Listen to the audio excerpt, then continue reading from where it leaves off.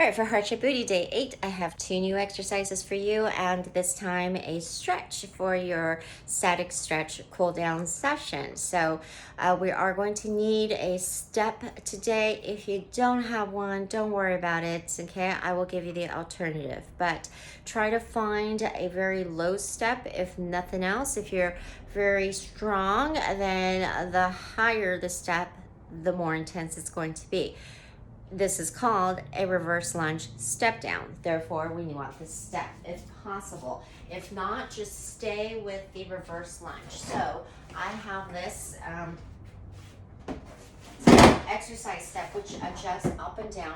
So at this lowest height, that would be a good starter height. Even lower, okay? If you don't have anything at all that you could think of, try to find like you don't have stairs that you could put your feet on, try to find any sturdy elevation, but safety first, okay? So if you want to just do the reverse lunge, that is fine as well.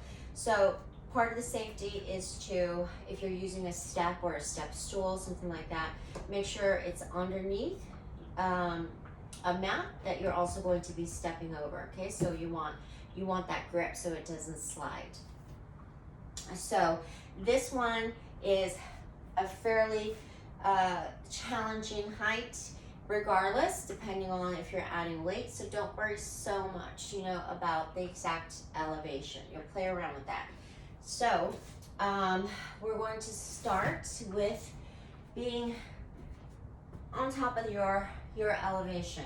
Stand tall, and my suggestion is that you just practice a couple of steps where you're just tapping down on the ground just to figure out where the ground is. Not that the ground is going to move underneath you, but sometimes when we're stepping down from an elevation and we're not looking, you could get a little nervous. I don't want you to get nervous, so practice that. After you just step down a couple times, you could practice stepping even further back, okay? Because in the actual exercise, we're going to be stepping back. So how far you step back will vary on a couple of things, but you definitely don't want to step so far back that you're feeling too much of a strain on the hip flexor. You definitely don't want to be so close that as you bend down, both knees will be tracking forward. You don't want that either. All right, so here are the cues.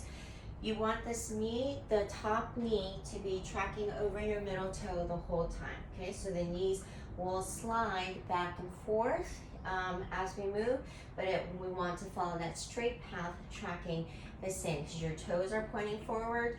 You want your knees to be pointing forward as well as we're gliding over. You should not feel any strain on the knees. If you do, you probably have a pre-existing knee condition, and it might be best to just do the regular, okay, reverse lunge, if so, not the step down.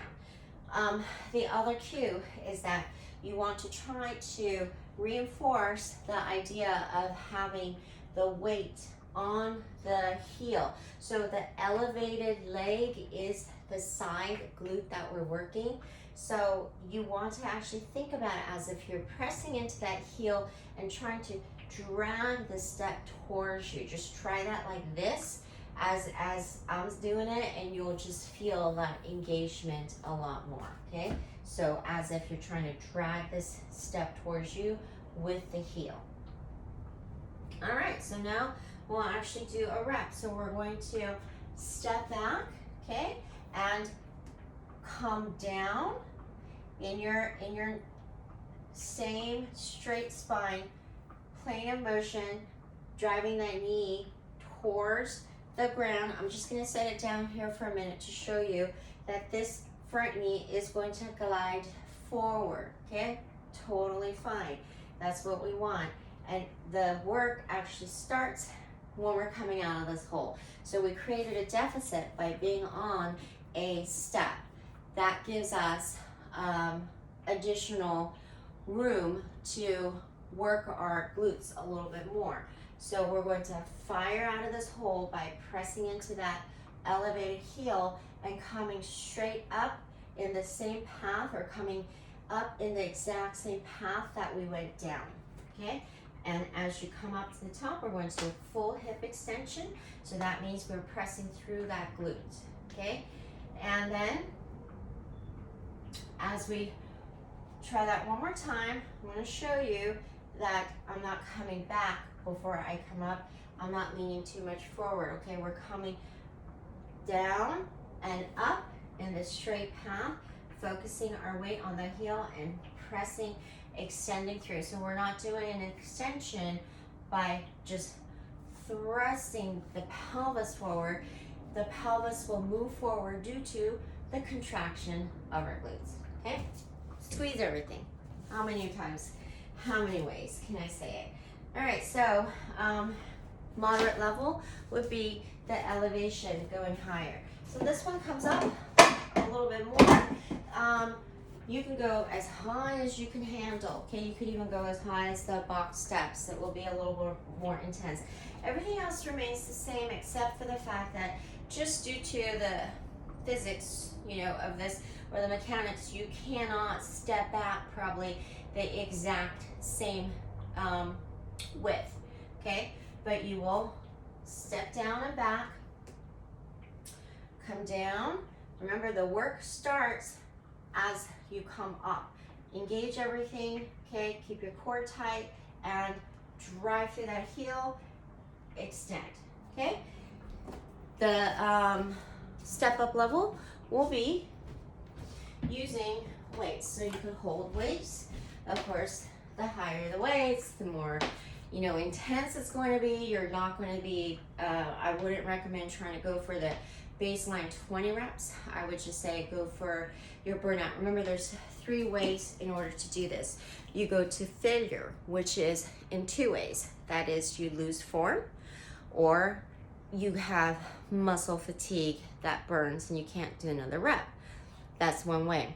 The second way is to there's 3 ways. So the second way is to go until the reps that's designated and take as long as you need to get there, right? So take your breaks in between if you need to pause. And then the third way is to use a timer and go for as many reps as you could safely put in the 30 seconds or 60-second round, right? So that's just a refresher of how you could run this month for yourself. So this case, once again, start from the top, okay? We'll step down. So the top leg is the working glute. So we'll step back, come down, see how much my knee travels forward. That's perfectly fine. Keep nice and tall and proud. Come up and extend through the hips, okay? Don't thrust it out, squeeze the glute. All right, that was the first exercise. Second exercise is the sideline hip raise, another foundational one, and this is going to start with a similar setup to the clam, but it's definitely not the clam. Remember, we don't have any repeats this month. We have a lot of variations or similarities, but they'll all be very different. Setup here is you're going to have your elbow up though. Be on your elbow. You'll be elbow underneath your shoulders. If you have princess in the pea pod syndrome like I do, go ahead and make yourself comfortable with additional cushion. Head in line with your hips, okay? You need to engage your core for sure. Now, the legs start out stacked just like this, just like the clam, but our feet, on the clam, our feet stayed together and just the knee opened up. Now, look what happens here. We're going to come up into a side plank, okay, and open up those knees. So we're trying to actually create distance between these 2 knees, okay, and we are allowed to open up that foot. I'll show you from this side. So I want you to notice what happens to so my hips start out here in line, okay? When I engage the abs, okay? When I come up into the side plank, but then lift that knee up to open up these 2 knees, my hips will travel forward. So there's this travel of that hip, okay? And we're actually trying to create distance here, okay? So this one, you'll feel mostly on the bottom glute, okay? You should feel some on the top as well. This is also a great bonus ab exercise. Now, to make it harder, just use the glute band. It goes around your legs above the knee. Now, this is the only variation on this exercise that I will give you, because at some point in an exercise like this, you're basically going to lose out on the benefit of either the height or the opening of the width if you go too heavy on the band or try to use weights, okay? So you could adjust the band tension, but I would say to make it a step level, just do more rounds, okay? So remember to come up and get that full hip extension at the top, okay? So that is more important than being in partial hip extension and then trying to open up this leg, okay? You need to come up to full hip extension where you're getting this flat line here and then open up, okay? That part is secondary. That's like your bonus. All right, lots of bonuses. Now, that was your second exercise. We're gonna go into the stretch now. The static stretches are 30-second to 60-second holds. This one, we're going to get into a front split stance. This is not about doing the splits. I definitely am so inflexible right now. The point of going into a front split is because we want to have the ability to go to our side, okay, versus leaning forward. So if this is too closed in for you to get that side effect over the leg, what we want to do is put your other leg bent behind you and then find that side, okay? You're only gonna go as far as you could feel a nice tension versus strain, okay? You're learning to pay attention to your body if this is unfamiliar to you, so that's fine.